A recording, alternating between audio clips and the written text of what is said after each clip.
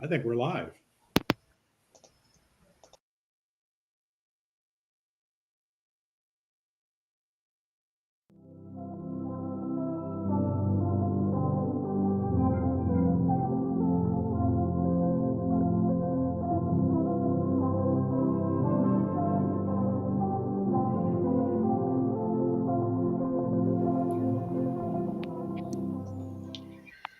All right, John, Andrew, Joe, thank you all for joining us on another. What do we call these, John? Are they franchise live? The ABCs of franchising, or We were calling them franchise hot seat on LinkedIn Live. Yeah, I made an administrative decision calling the franchise live. franchise live? Okay, All right. Well, all right. So, we are. but it really is. We're delving into the basics of a particular franchise system in the next 45 minutes. Based upon both their promotional material, their website, their FDD, and John. I'm not sure you're qualified, John, though, to give us an in-depth understanding after 50 years of doing this. So, Getting static there, but I hope we'll be able to avoid that. Thank yes, you. yes, Thank you for the introduction. Andrew Titus is our guest today. He's the president of Fully Promoted, the youngest of the Titus boys, the Ray Titus boys, all of them charged with running brands, building brands over at United Franchise Group. So, Andrew has taken the helm at a business called Fully Promoted that goes back to an earlier name that was more descriptive, I think, but not as exciting, probably, and also limited the business. It was called Embroid Me early on. And I forget how many years, Andrew, at the beginning of Embroid Me, back into the 2000s, actually. 2000 it started. yeah. So it's been around 24 years and part of the United Franchise Group collection of businesses, which for many, many years focused on business to business. There was no food until I believe John Smith's Subs, which UFG has since sold off. But that was the beginning of the food division of United Franchise Group. But we're looking clearly today at business to business, which is what the Titus family, going back to Ray's father, Roy, Andrew's grandfather, with Minuteman Press. And then Ray coming out of college, and they launch Sinorama. They had that business to business niche very well defined, knew how to find those franchisees, prospective franchisees, knew how to speak to those people. I think this is a big part of it today, knowing how to speak to candidates about franchising. And eventually, then in about 2000, launched the idea of Embroid Me, a retail store that you would often find next to a Sinorama. And that business bopped along for quite a while and then decided what, Andrew? Why in 2000, mid 2016 or so, maybe even earlier, you all got on a campaign to change the name of Embroid Me, which you did then in 2017. That's a huge undertaking and it upsets franchisees tremendously. You lose a lot of people. There's a lot of complaining. But a small percentage of franchise brands through the years have had to go through this for one reason or another. So, Andrew, why did you all decide to go through what is a hassle, to put it kindly, and Sure. and risk your business? How did that happen? Sure, John. And thank you again for having me, Michael, Joe, John. And I'll tell you, it was a decision that the company and the family, we did not take lightly. But I want to kind of rewind and go back to probably around that 2014-15 mark here. My dad was actually at a award ceremony for ASI. And ASI, for those of you who don't know, is the Advertising Specialty Institute. They primarily focus on promotional products.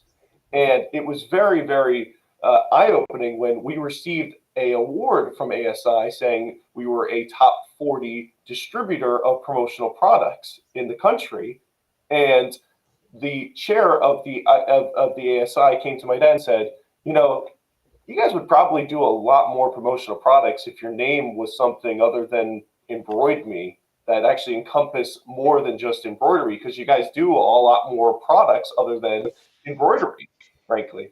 And at that time, our franchisees were starting to delve into different products. They were also starting to focus more on a B2B relationship versus a B2C relationship. That embroidery was really created for doing, embroidering blankets, embroidering, shirts that people would walk in and bring, and more of actually selling to companies to outfit all of their branded apparel needs. And so we had a big board meeting. We got the input of franchisees and really decided that the best decision for our company to move forward and to grow into more of a B2B brand and to get more into the promotional products industry was to ultimately change the name and change the model ultimately. And I will tell you, John, it was the best decision we've ever made as a company, was to change it. And I don't think we would be anywhere near to where we are now if we hadn't. And ultimately, it's led to our franchisees succeeding much more over the last couple of years and growing even further. So that would be really the main reason why we went into the name change in 2016. So when Embroid Me was established, it clearly as a retail location, you would go there to get your ball cap with your name on it, your shirt with your name on it. A lot of people like that idea. They wanted to brand their business with apparel, golf bags, et cetera, et cetera, et cetera. You had all that in Embroid Me. But it was fairly limiting, and you realized, part of, as you just told the story, we could do a whole lot more. We could do these little phone holders and put Titus Center on there. That's not embroidering. Or we could do stress balls for retro fitness and lots of other things that we could do in the advertising specialties market that we could broaden our sales, which your franchisees needed because it was a store where you'd go to buy clothing primarily that was embroidered. And there were huge clients for these franchisees as well, but not the same opportunity. Just not long ago, the local fully promoted franchisee, the dean of this Rinker School of Business, is looking for computer bags. And of course, we would make our first call to fully promoted. We are price sensitive like everybody else, but we want fully promoted to come over and talk to us, bring us product, show us product. That didn't happen when it was Embroid Me. So the thing about that is sometimes franchisees buy a retail franchise because they think, well, the customer is going to come to me. I have to do some advertising. If I'm in the mall or if I'm in the strip center, the customers will come to me. I don't have to go get the customer. There'll be a flow of customers coming in. That's not the way it works generally. You make a much smaller amount of money that way. But now your franchisee had to get actively engaged and involved, maybe knock on doors and go out and make sales calls. How did that work with the franchisees? For sure. Well, I'll tell you, it's kind of a dual effort through our marketing fund and also our initiatives online through pay-per-click, Google Ads campaigns to get customers to know about who we are, what do we do, and why people should do business with us. But really, it was something that we really wanted to push with our franchisees, is to get involved in your local communities, build relationships, be that local subject expert on branded apparel and promotional products, and take that consultative approach with your clients and show them that we care. And so ultimately, John, we came into developing what our brand identity statements are. So who we are, what do we do, and why people should do business with us. Who we are is real products, real people, real results. And you hit the nail on the head.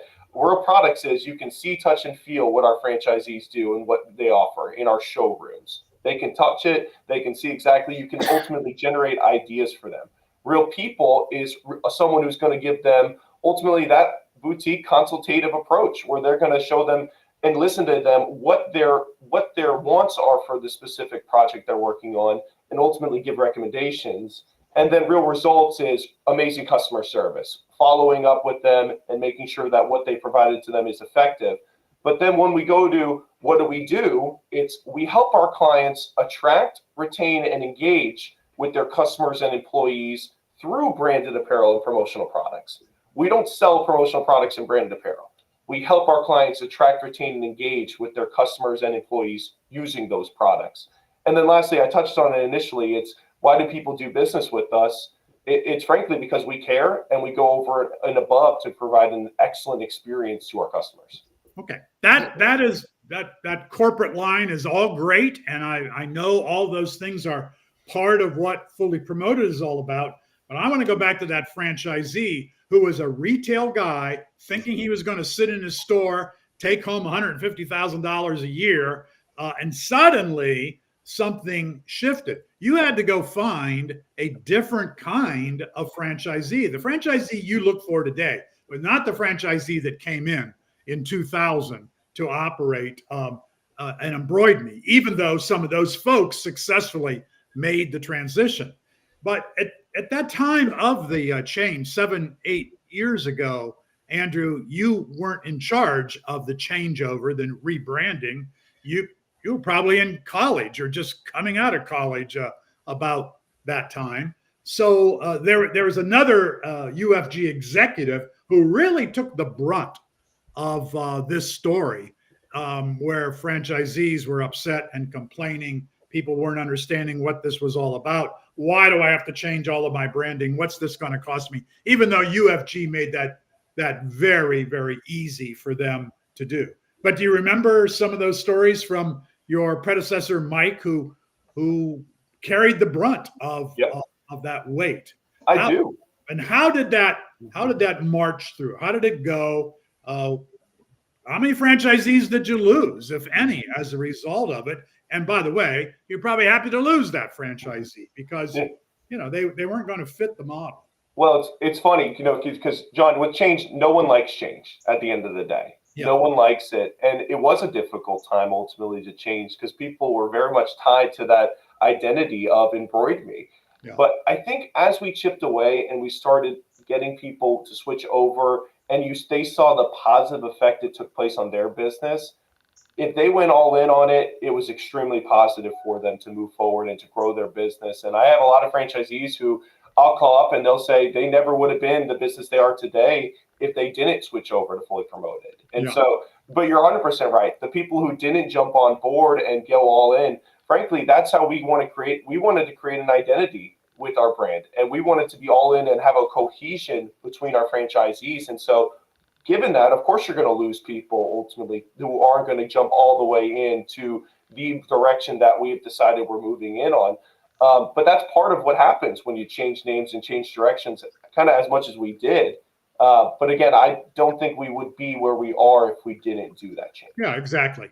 So the franchisee you look for today, describe that profile. It's not the profile that you looked for in 2000. What is it today? Well, we really look for someone who, again, is maybe not a salesperson, but a sales-minded person where they put sales and relationships first. So I have very successful franchisees who we've onboarded in the last 3 or 4 years who actually came from an engineering or computer IT background. However, they have a sales mindset in terms of hiring someone to sell. They handle the key accounts, or they're building relationships in their community. So again, we look for someone who's not going to sit back in their location, 100%, John. We don't want someone who's going to sit in the desk and be on the computer all day or wait for people to walk into their location. We want to take an active approach to recruiting new business, sending spec samples of what we could do to project to targeted clients in their area, and really have an aggressive approach to showing people who we are, what do we do, and why people do business with us. Yeah. And that's a franchise profile that just about everybody is looking for. So it makes it all the more competitive. And I would say on a disc scale, your top franchisees are going to be dominants. They're going to be Ds. They're probably going to have I. Could be prominently I over a D, and they would succeed very well in this business too. But there are lots of other questions. Let's cover. All right, I'm ready. I think I want to dive into your disclosure document. But tell me before I get too far along and read that thing that takes a lot of time. What's this going to cost me to become fully promoted franchisee? Sure. Yep. So we break it down into a couple of different options here, right? A lot of our brand new franchisees, what we encourage them to do is to open up a showroom, not necessarily a full retail location. We're looking at something between 600 to 1,000 square feet to start, ultimately where they can scale up into down the line if they would like to purchase equipment or add on different pieces they can down the line, but not up front, so that if they wanted to just outsource everything, they could still do that, and they're not stuck with the machinery up front, right? So typically our upfront investment is around that 120,000 mark right there. I would say if you wanted to have some additional working capital or purchase some more machines, that can go upwards from there. But I would say from the startup situation or startup package, about that 120 mark. And why do you need these machines? Are you making these products? Yeah, so in that 120 mark, there's actually no machines in there right there. That's completely outsourced, but we do have an emphasis in our Schedule A on our digital marketing launch package as well as our grand opening, so we can generate business quicker that way. But ultimately, that's really your showroom, your franchise fee, your training, your launch of the business. From there, if someone wants to add on a heat press or they want to add on a single head embroidery machine, they can. But frankly, a lot of our new franchisees, specifically in the last 3 to 4 years, do not have any of that machinery. Right. And they've been quite successful focusing strictly on networking, sales, and development versus the production side. Yeah. It's kind of a way, John, to eliminate that shop lock that we talk about. If there's nothing in the location to tinker with or machines, Right.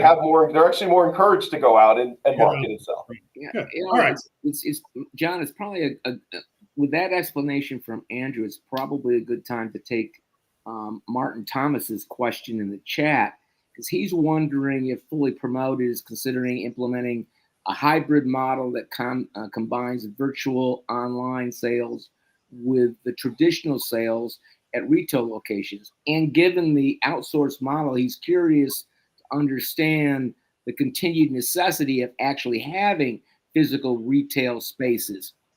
So he wants some insights from you on that. So this is probably a really good point. And then we can get back to the FDD and the investment.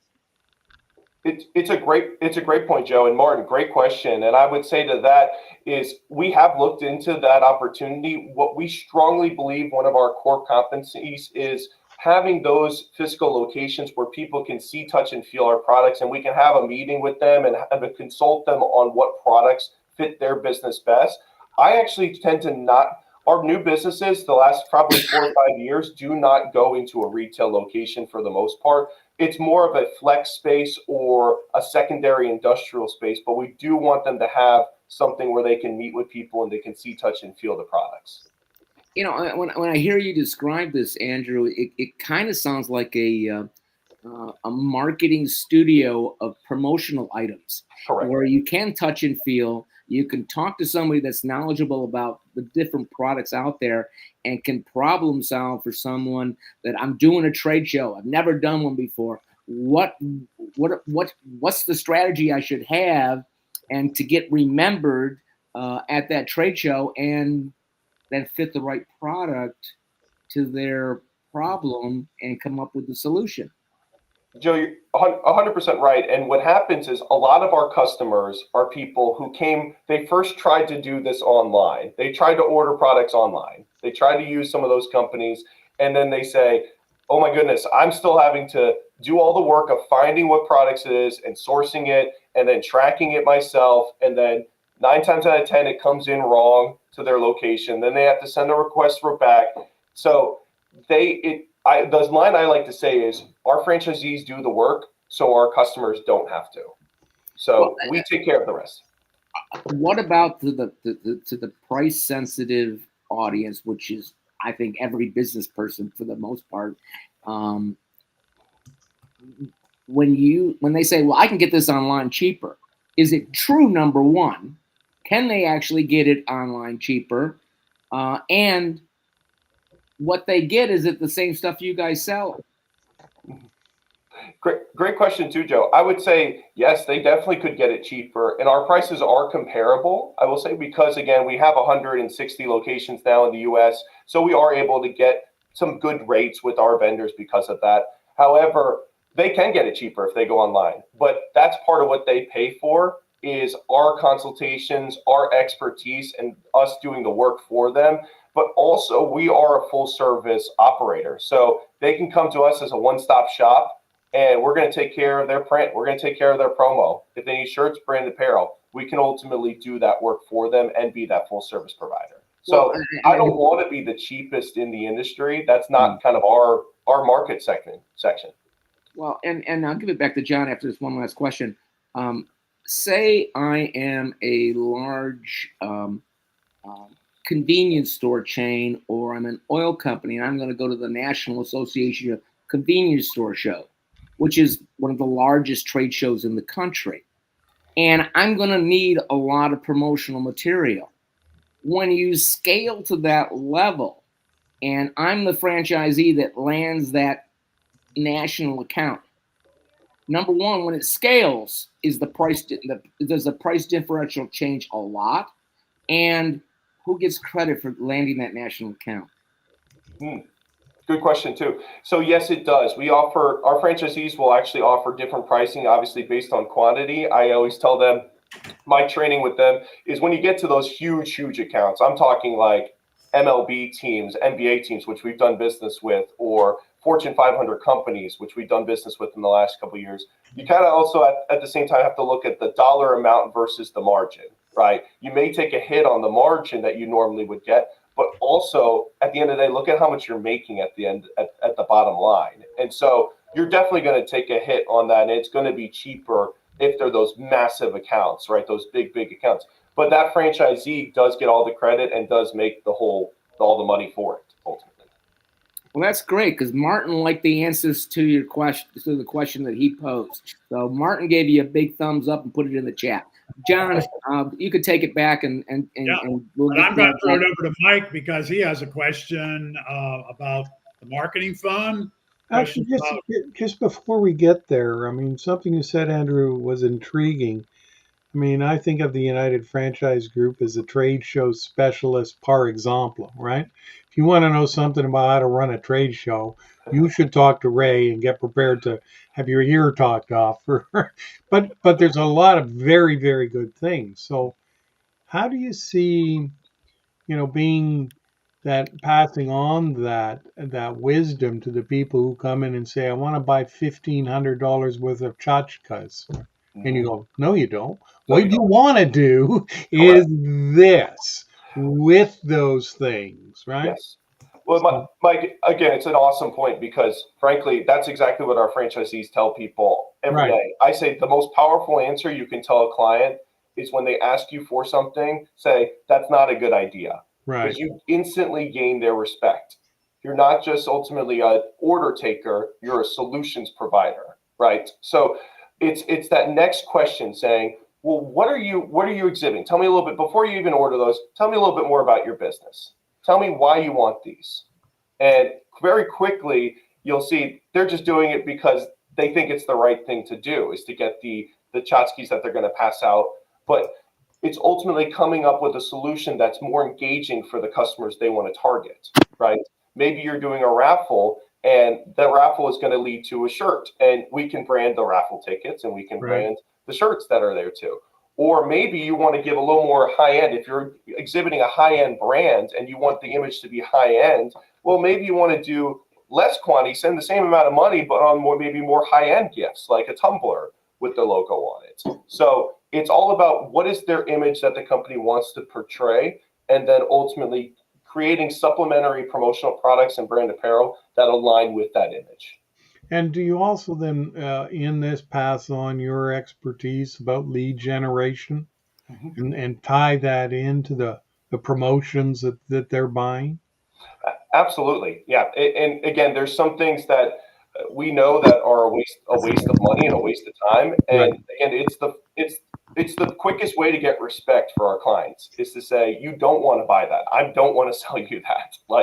And ultimately, this is what will be much more effective for your business. And that's why, frankly, Michael, we have a 70 to 75% repeat business track. So a lot of customers come back to us when they use Fully Promoted.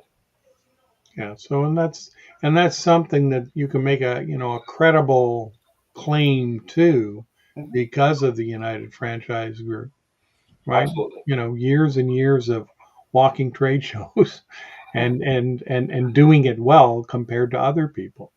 Sure. Well, Mike, I cut my teeth when I first joined the company. It was 6 years ago, full time now with the company. But my first job was 10 years ago, cleaning the building. Right. Or I've done a lot of different roles over the years. But my first job full time with the company, I was on the trade show circuit. So I worked 26 trade shows in 1 year. So definitely cut my teeth doing that. I thought you were going to say when I was 6 years old, because I could be really pushing you out there. Now, forget about these child welfare laws. They don't count here, boys. All good. So, but yeah, let's, when we're reading the FDD, that's one of the things we always like to do is look at the promotional material and compare it to the FDD. And one of the things that I found extraordinarily interesting was your marketing fee. It's collected, but it's run by the franchisees. So Yes. tell us how that came about, how that works, because this is one of the biggest sources of aggravation in a franchise system. Because when you're not making money, or even when you are making money, you don't think you should think you should be making more. It's always franchisor. What are you doing for me lately with that marketing fee?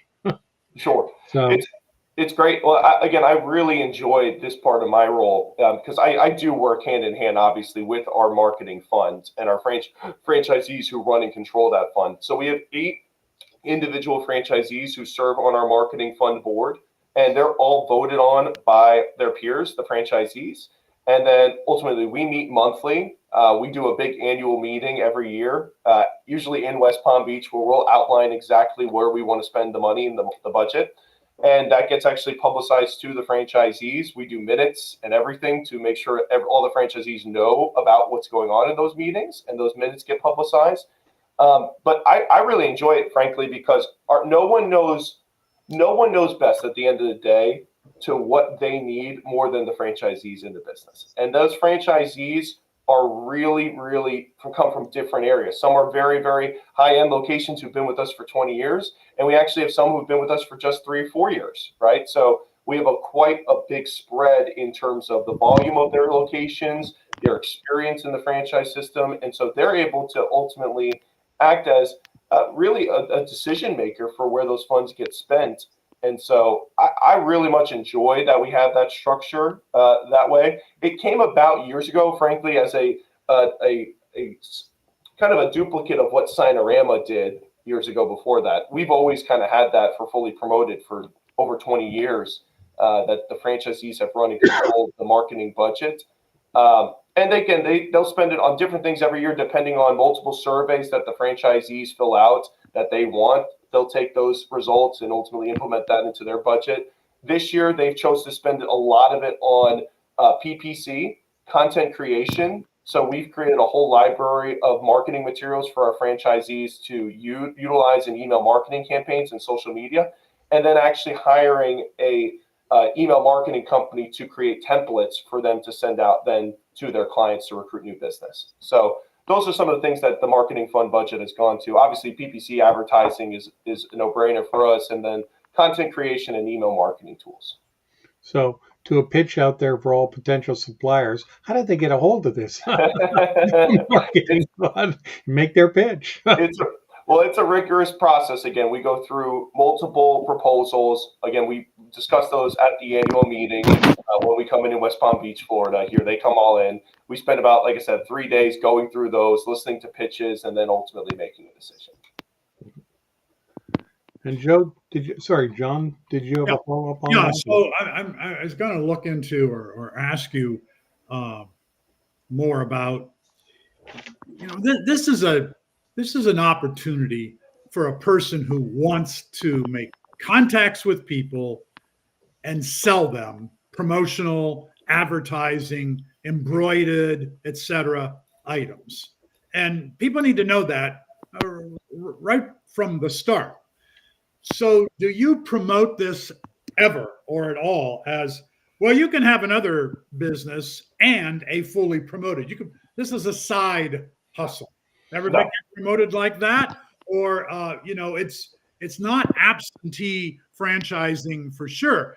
But today there are more and more people. That's what they're looking for.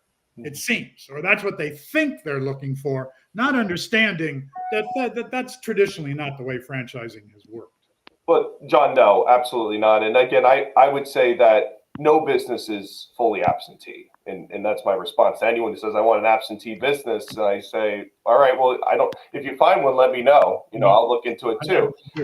But at the same time, what we have put in business franchisees, one or two over the last 4 or 5 years, who have a partner who is fully in the business. As long as someone who has ownership stake, sweat equity into the business, has part of their investment into it as well, is full-time in it, I'm okay with that. But there has to be someone with sweat equity who's invested in the business, who is going to actively run and operate the business. Yeah. Okay. Yeah. So how about lead flow? United Franchise Group is widely known for going to every expo that makes sense. You've cut back a little bit in recent years, but you're out there. Maybe 7, 8 booths in an expo will be a UFG company. You guys work at Enforce. You work shows differently than any other franchisor for the most part. You always get sales out of franchise shows. But is the fully promoted buyer coming from franchise shows today, or coming from portals online, or coming from other kinds of advertising that you're doing, coming from the broker network? How has that changed? Yep. So we have a 3-prong approach to our franchise development. Number one is the trade shows, which we target from getting one good franchise partner from every trade show we do for fully promoted. So we're going to do 3 shows this year. We'd like to award 3 franchises in those 3 shows. That's our goal for that on that side of things.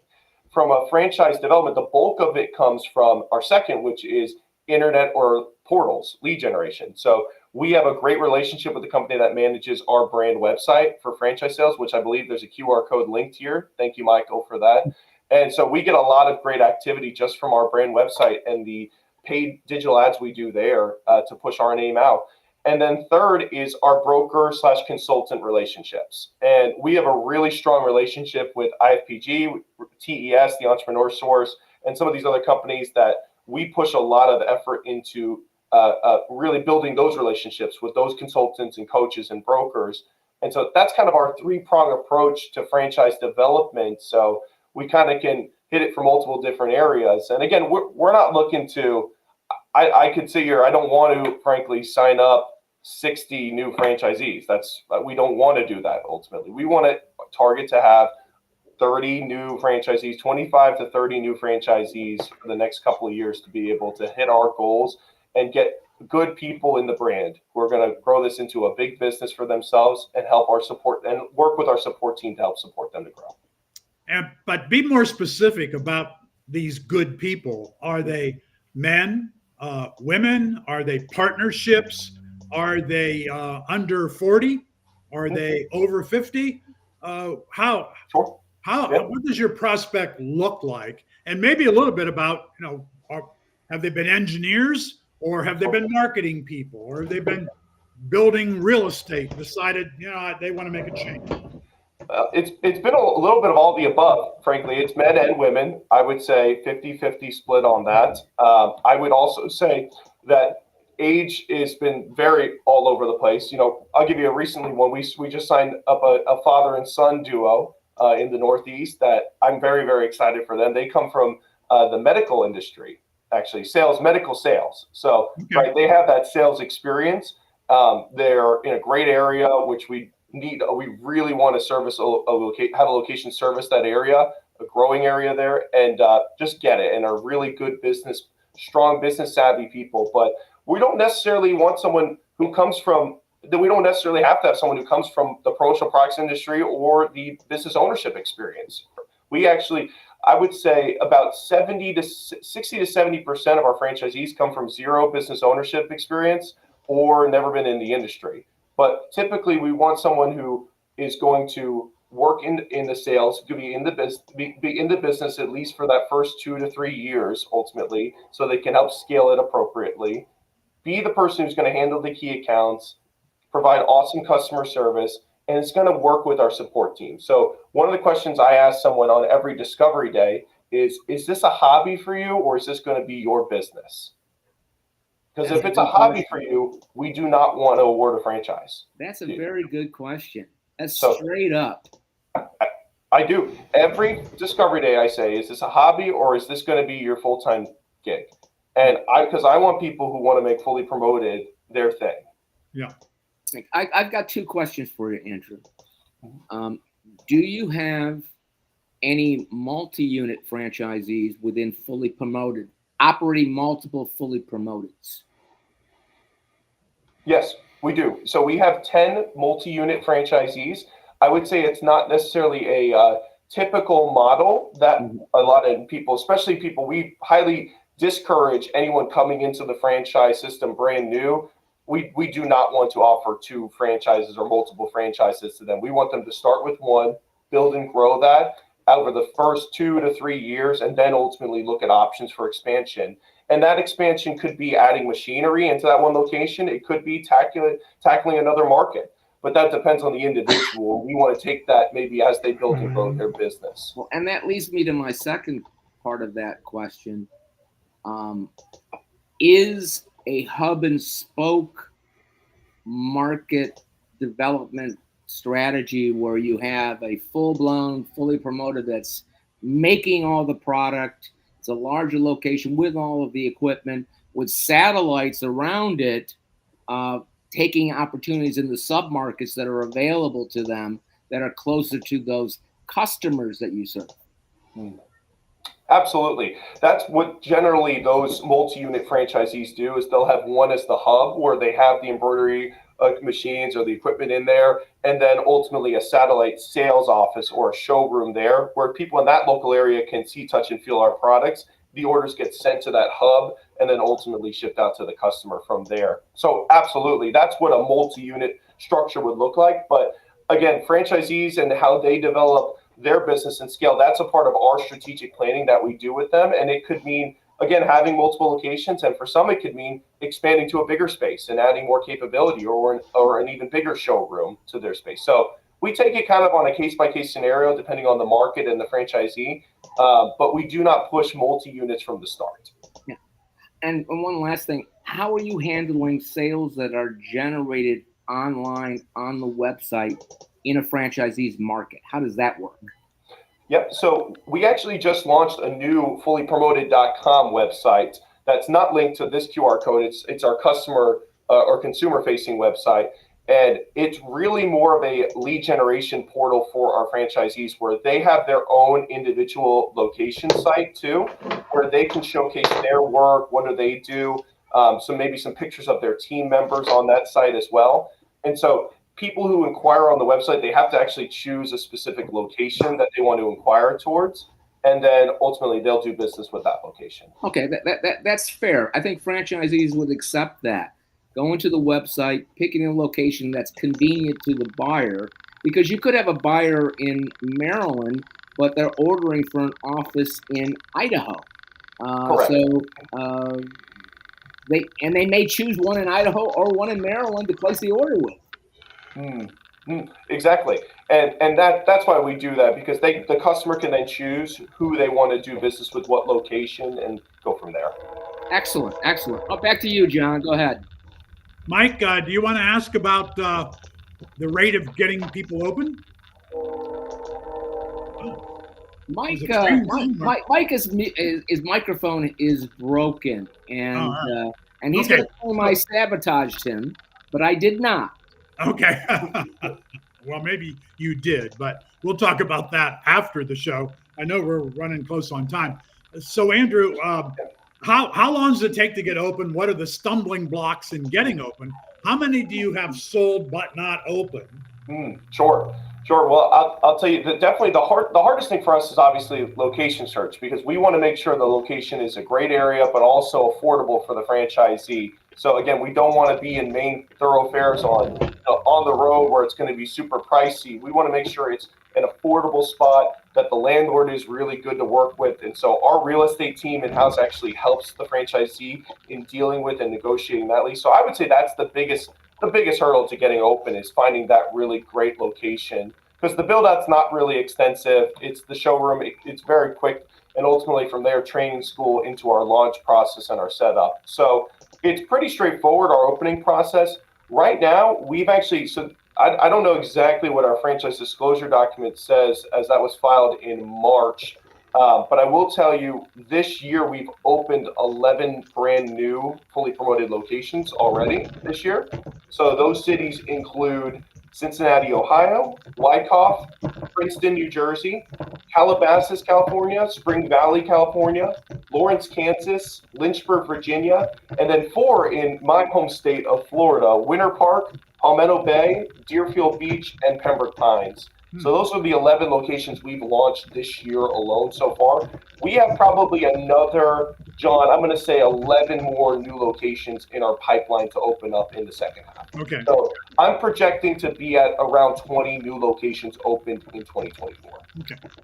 So when you look at the low-end performers, and every franchise brand has high-end performers and low-end performers and a bunch of people in the middle who haven't decided if they're going to move up or move down. When you look at your low-end performers, why are they there? What's happening? What's wrong? What are you doing to avoid bringing in more low-end performers? Oh, John, I think it goes back to what I said earlier on the Discovery Day: is this a hobby, or is this going to be your full-time business? Because over the years, we have had people join the business where maybe this is one of 2 businesses they have, or this is something they do on the side, or maybe they have a spouse or someone who is the real income, they bring in the real income for their family, and this is just something for them to keep them busy. And so it's ultimately asking them, is this a hobby, or is this going to be a full-time business for you to provide for your family? And so I would say that's the first thing. The second thing is still the people at the bottom who may be still embracing that B2C model, right? Of, hey, I'm going to take in everything that comes in. I want to sell the embroidery on one shirt, to have that done, and not thinking bigger, that we're a B2B company, that we can do business with bigger clients. And so I would say it's those 2 things. If I throw in a third, it's people who, again, may not want to leave their shop, who don't want to get out there and market their business and build relationships. So we're in unprecedented times with franchising. The popularity of franchising today is at the highest it's ever been since World War II. It's amazing how many people are coming forward wanting to buy a franchise, and usually it will be a service business as opposed to food, but there are food committed, food directed, food excited people, and they want to be in the quick serve industries, for example. Why the excitement about franchising in general? What's happened since the pandemic that are bringing so many people forward looking to buy a franchise opportunity?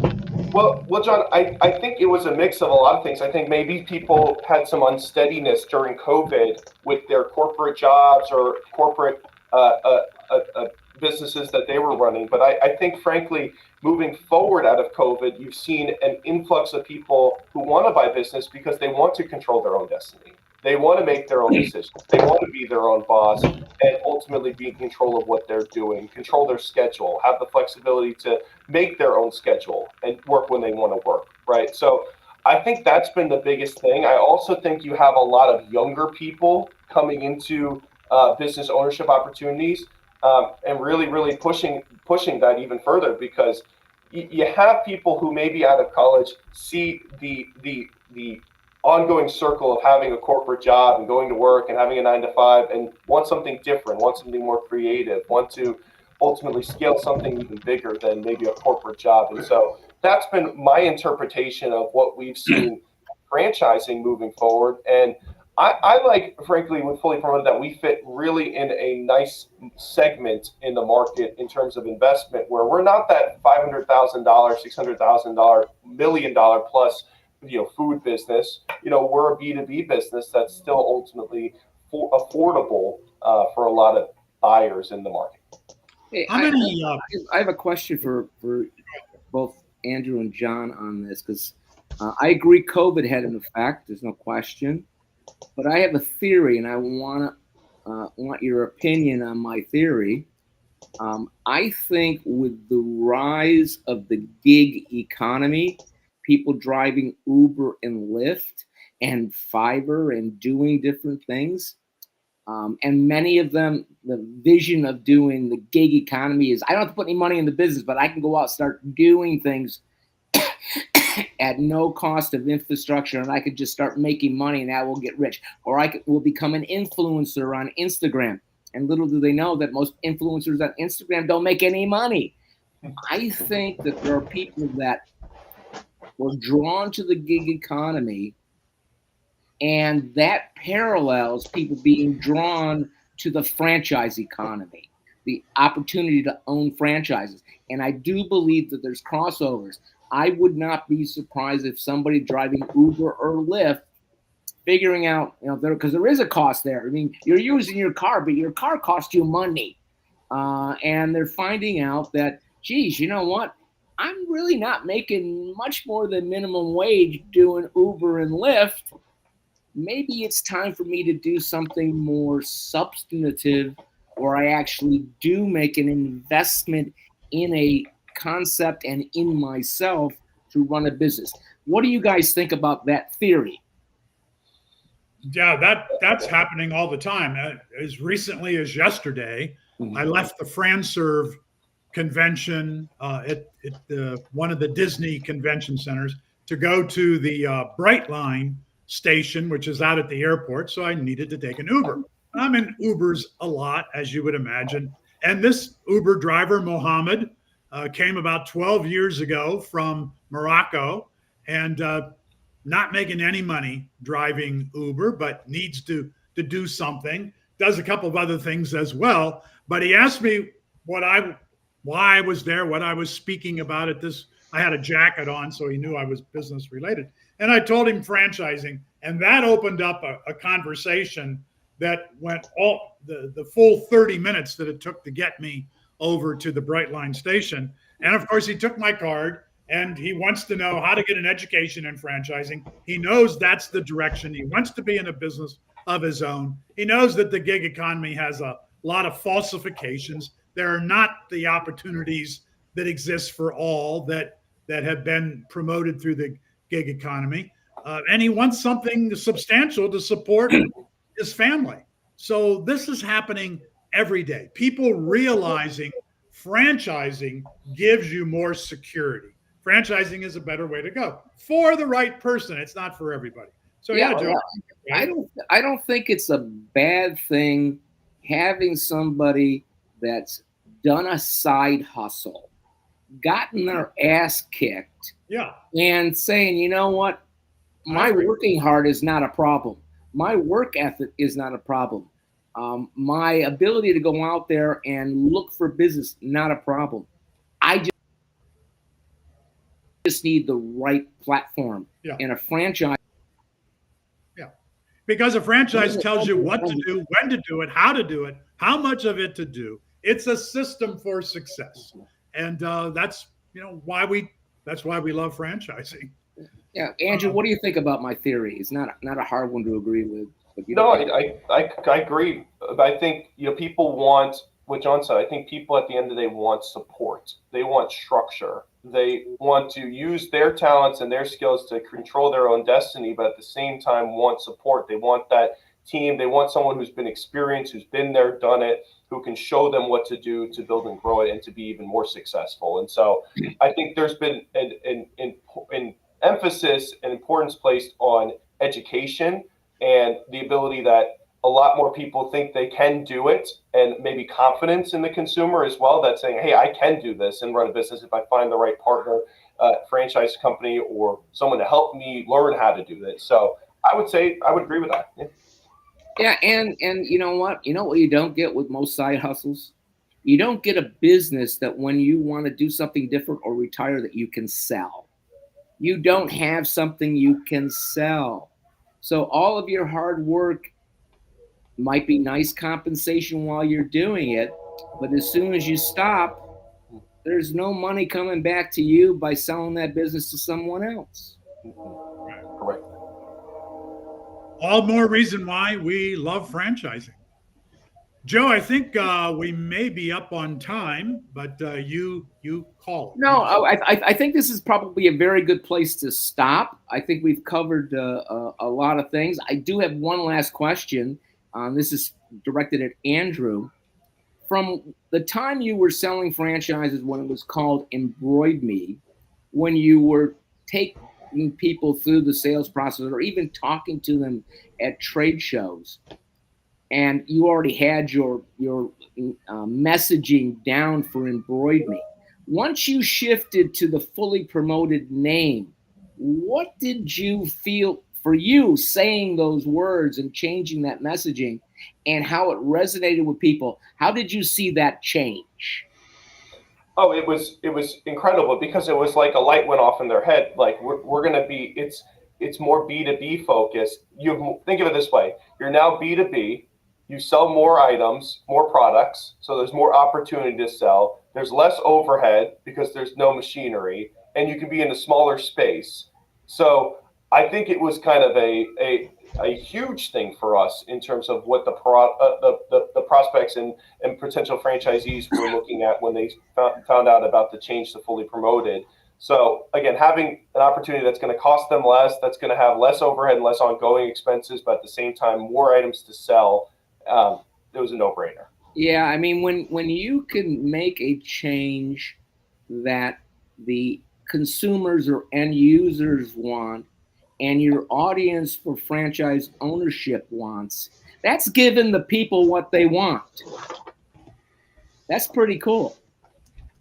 Absolutely. All right, Well, we're going to close out this session with Fully Promoted. Thank you, Andrew Titus, Dr. John Hayes. Fantastic having you here. All your knowledge and wisdom in franchising. Mike Webster, you were terrific, even though we could not hear you as your microphone is broken. We will hear you next time, but we are now ready to go, and I'm going to message Mike so he knows how to turn this off. And telling him right now, we are done.